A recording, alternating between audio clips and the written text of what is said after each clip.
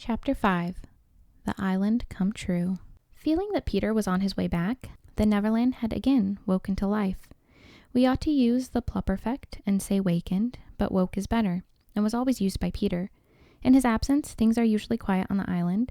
The fairies take an hour longer in the morning. The beasts attend to their young. The redskins feed heavily for 6 days and nights. And when pirates and lost boys meet, they barely bite their thumbs at each other. But with the coming of Peter, who hates lethargy, they are underway again, and if you put your ear to the ground now, you would hear the whole island seething with life. On this evening, the chief forces of the island were disposed as follows. The lost boys were out looking for Peter, the pirates were out looking for the lost boys, the redskins were out looking for the pirates, and the beasts were out looking for the redskins. They were going round and round the island, but they did not meet because they were all going at the same rate. All wanted blood except the boys, who liked it as a rule, but tonight they were out to greet their captain. The boys on the island vary, of course, in numbers, according as they get killed and so on, and when they seem to be growing up, which is against the rules, Peter thins them out, but at this time there were 6 of them, counting the twins as 2. Let us pretend to lie here among the sugar cane and watch them as they steal by in single file, each with his hand on his dagger. They are forbidden by Peter to look in the least like him, and they wear the skins of the bears slain by themselves, and in which they are round and furry, that when they fall they roll. They have therefore become very sure-footed. The first to pass is Toodles, not the least brave, but the most unfortunate of all that gallant band. He had been in fewer adventures than any of them, because the big things constantly happened just when he had stepped round the corner. All would go quiet, and he would take the opportunity to going off and gather a few sticks of firewood, and then when he returned the others would be sweeping up blood. This ill luck had given him a gentle melancholy to his countenance, but instead of souring his nature, had sweetened it. So that he was quite the humblest of the boys. Poor kind Toodles, there is danger in the air for you tonight. Take care lest an adventure is now offered you, which, if accepted, will plunge you in deepest woe. Toodles the fairy Tink, who was bent on mischief this night, is looking for a tool, and she thinks you are the most easily tricked of the boys. Where, Tinkerbell? Would that he hear us, but we are not really on the island, and he passes by biting his knuckles. Next comes Nibs, the gay and debonair, followed by Slightly, who cuts whistles out of the trees and dances ecstatically to his own tunes. Slightly is the most conceited of the boys. He thinks he remembers the days before he was lost, when their manners and customs, and this has given him a nose of offensive tilt. Curly is 4th. He is a pickle, a person who gets in predicaments. And so often he had to deliver up his person when Peter said sternly, "Stand forth the one who did this thing," that now at the command he stands forth automatically. Whether he has done it or not, last comes the twins, who cannot be described because we shall be sure to be describing the wrong one. Peter never quite knew who the twins were. His band were not allowed to know anything he did not know, so these 2 were always vague about themselves and did their best to give satisfaction by keeping close together in an apologetic sort of way. The boys vanish in gloom, and after a pause, but not a long pause, for things go briskly on the island, come the pirates on their track. We hear them before they are seen, and it is always the same dreadful song. "Avast belay ye ho have to, a pirating we go, and if we parted by a shot, we sure to meet below." A more villainous-looking lot never hung in a row on the execution dock. Here, a little in advance ever, and again with his head to the ground listening, his arms bare, pieces of 8 in his ears as ornaments, is the handsome Italian Secco, who cut his name in letters of blood on the back of the governor of the prison at Gao. That gigantic black behind him had many names since he dropped the one with which dusky mothers still terrify their children on the banks of the Guadamo.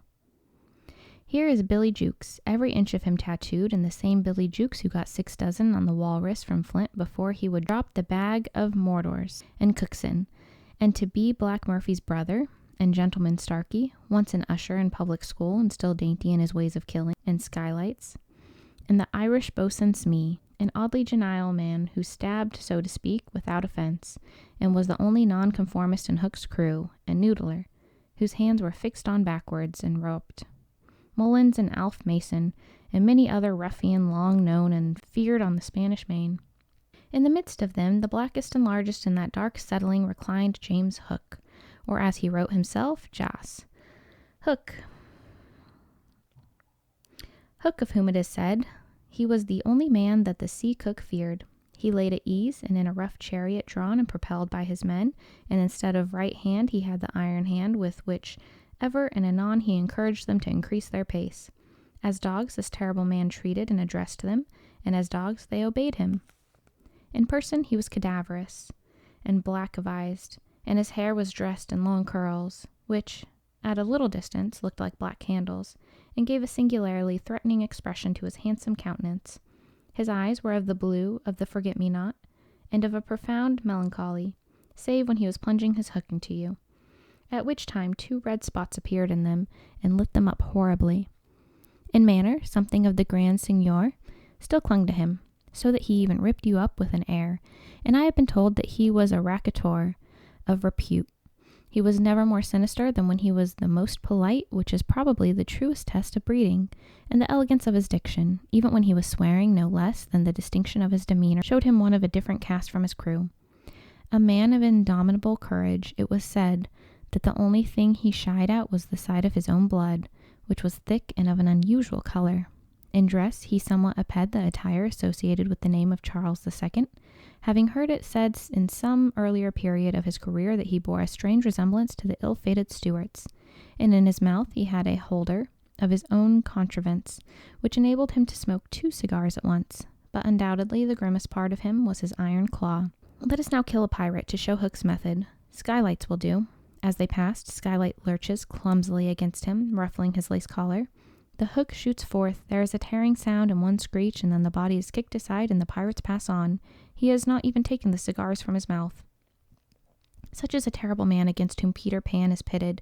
Which will win? On the trail of the pirates, stealing noiselessly down the warpath, which is not visible to inexperienced eyes, come the redskins, every one of them with his eyes peeled. They carry tomahawks and knives, and their naked bodies gleam with the paint and oil. Strung around them are scalps, of boys as well as pirates, for these are the Pickney tribe, and not to be confused with the softer-hearted Delawares or the Hurons. In the van on the fours is a great big little panther, a brave of so many scalps that in the present position they somewhat impede his progress. Bringing up the rear, the place of the greatest danger, comes Tiger Lily, proudly erect, a princess in her own right. She is the most beautiful of dusky Dianas, and the belle of the Pickaninnies, coquettish, cold, and amorous, by turns. There is not a brave who would have had the wayward thing to wife, but she staves off the altar with a hatchet. Observe how they pass over fallen twigs without making the slightest noise. The only sound to be heard is their somewhat heavy breathing. The fact is that they are all a little fat just now after the heavy gorging, but in time it will work this off. For the moment, however, it constitutes their chief danger. The redskins disappeared as they have come like shadows, and soon their place is taken by the beasts, a great and motley procession, lions, tigers, and bears, and the innumerable smaller savage things that flee from them. And, more particularly, all the man-eaters live cheek by jowl on the favored island. Their tongues are hanging out, they are hungry tonight. When they have passed, come the last figure of all, a gigantic crocodile. We shall see for whom she is looking presently. The crocodile passes, but soon the boys appear again, for the procession must come indefinitely, until one of the party stops or changes its pace. Then, quickly, they will be on top of each other. All are keeping a sharp lookout front, but none suspects the danger that may be creeping up behind them. This shows how real the island was. The first to fall out of the moving circle was the boys. They flung themselves down on the sward, close to their underground home. I do wish Peter would come back, every one of them said nervously, though, in height and still more in breadth, they were all larger than their captain. I am the only one who is not afraid of pirates, Slightly said, in the tone that prevented his being a general favorite.